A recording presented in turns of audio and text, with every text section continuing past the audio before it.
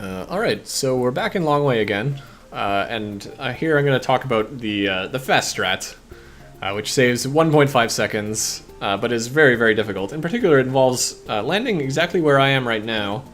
There's no tricks here, you can just land safely right here.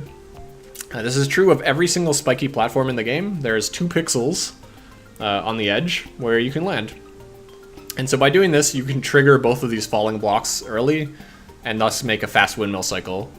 But it's very, very, very difficult. Again, so visual cues that I use, you notice the ear on the right of the catbird is lined up nicely with the background, and that's what I'm staring at when I'm trying to line this up. The feet are useless because they're flapping, but you can line up the ear very nicely to land in these 2 pixels. The other piece of advice I will give is that, so when you're trying to land here, you want to make sure you like stop moving before you land. Like you need to move over, stop, fall down, jump, and then start moving again. If you try and land here like while like holding left, you're gonna just hit the spikes or you're gonna fall in the water, right? Like you need to stop. So yeah, those are the only 2 pieces of advice. So you're gonna from the very beginning of the level, jump over, trigger both the platforms, and then land here, and then go do the rest of the level. So I'll try and demonstrate. This might take me a couple of attempts, so this trick is very hard. Yeah, but that's the basic idea. Let's see if we can get it. There we go. And so this makes us a fast cycle over here, just like that. But it's not over yet. Now I need to make this really awkward jump over the saw. So that jump over the saw is perhaps even more difficult than the 2 pixel jump. It's very, very tough.